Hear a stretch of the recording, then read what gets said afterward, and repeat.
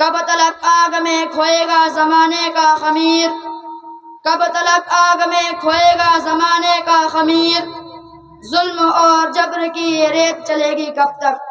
عزیزان ملت، یہ کوئی نئی بات نہیں ہے، بلکہ روز ازل ہی سے ہر دور، ہر زمانے اور ہر ماحول میں حق و باطل کا زبردست تصادم و ٹکرا رہا ہے۔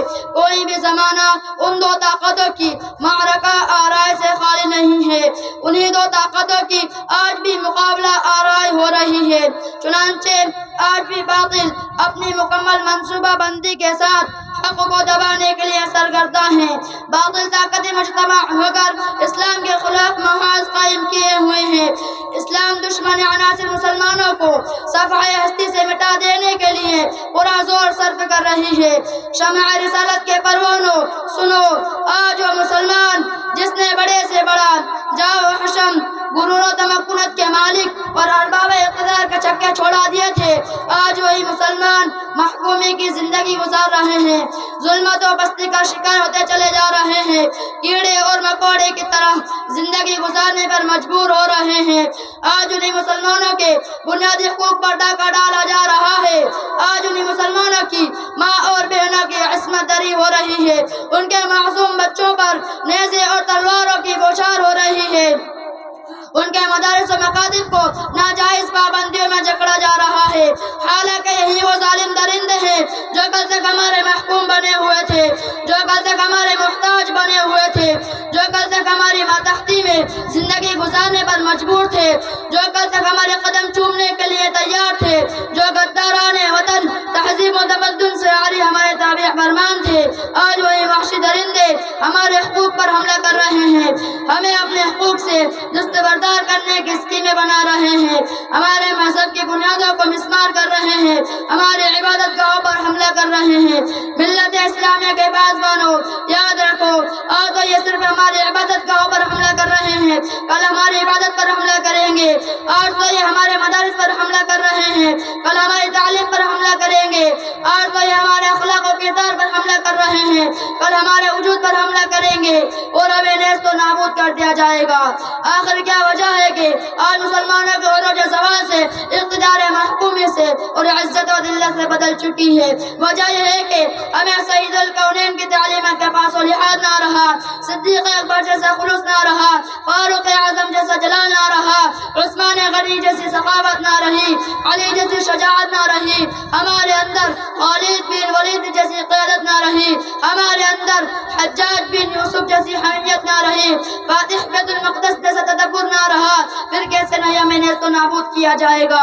چمستان اسلامیہ کے غیور فرزندوں، آپ کو اچھی طرح معلوم ہے 13ویں صدی عیسوی میں جب ہندوستان انگریزوں کے چنگل میں سسک رہا تھا، گلشن عرضی ماتم کدہ بنا ہوا تھا، فضا ہندوستانی پر ظلم و عدوان کی تیر و تار گھٹاؤ کی حکمرانی تھی، تو ایسے نازک وقت میں سب سے پہلے ہمارے علماء ربانیین نے ہی انگریزوں اور ان تمام ظلم و ستم کے خلاف علم بغاوت بلند کیا اور اپنے قیمتی جانوں کا نذرانہ پیش کیا، اور اس ملک کی سالمیت کی خاطر کسی بھی طرح کی قربانی سے دریغ نہیں کیا۔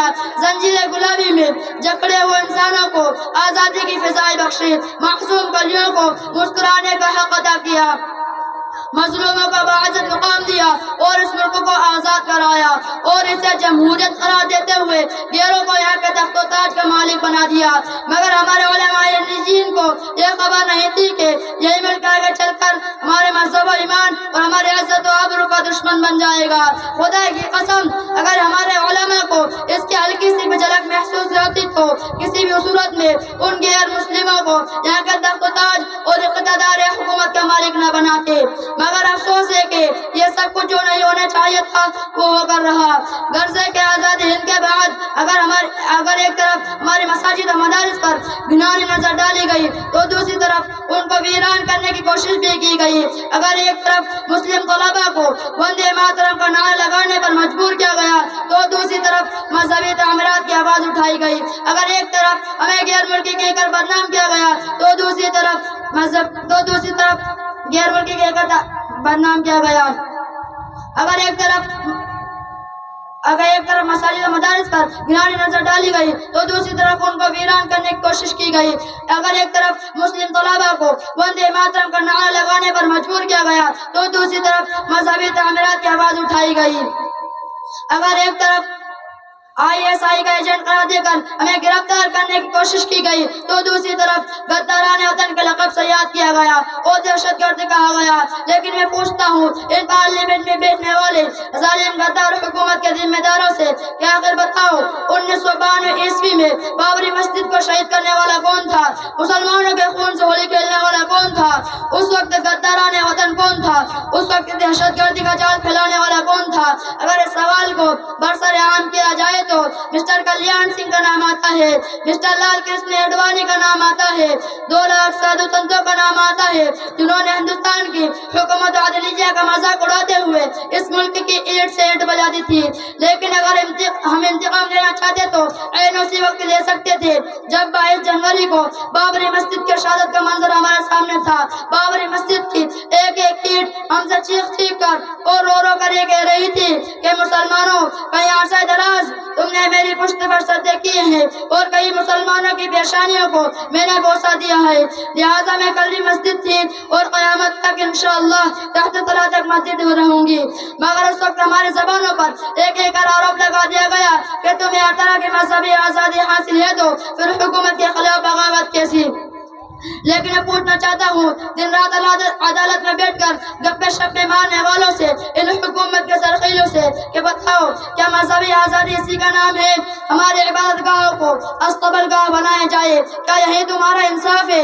بابری مسجد کو رام مندر کی شکل میں تبدیل کیا جائے, مسلم پرسنل لا بورڈ میں عدم مداخلت کی جائے, یکساں سول کوڈ کی بات کی جائے, قانون خداوندی اور قانون رسول پر حملہ کیا جائے, حالانکہ یہی وہ لوگ ہیں جن کے بارے میں قرآن زبردست وعیدیں بیان کی ہے.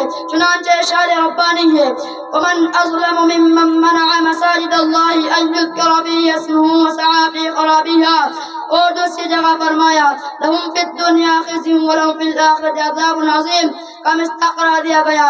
اگر آزادی کا یہ مفہوم ہوتا ہے تو اس کو ہم نے کل بھی لات ماری تھی اور آج بھی قدم تلے رونتے ہیں اور اعلان کرتے ہیں کہ ہم آزادی چاہتے ہیں, اسلام کے تحفظ تقدس کی ہم آزادی چاہتے ہیں, مساجد و مدارس کی حفاظت کی ہم آزادی چاہتے ہیں, مذہبی عمارت کے بنانے کی ہم آزادی چاہتے ہیں, قانون خداوندی اور قانون رسول کی نفاذ کی ہم آزادی چاہتے ہیں, اپنے مذہب و ایمان کی صیانت کی ہم آزادی چاہتے ہیں, مسلم پرسنل لا بورڈ میں عدم مداخلت کی, اپنے خانقاہوں اور مقابر کا آزادانہ استعمال کی.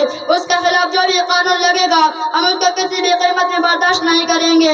ہم ملک کے غدار نہیں ہیں, لیکن اس طرح کے قوانین کے ذریعے ہمارے مذہبی حقوق کو چھیننے کی کوشش کی جا رہی ہے, ہم اس کا قطعاً برداشت نہیں کر سکتے. مدارس اسلامیہ پر پابندی دراصل مسلم بچوں کو مذہبی تعلیم سے محروم کر دینا ہے. ہم اس طرح کے قوانین کے خلاف ہر طرح کی قربانی دیں گے.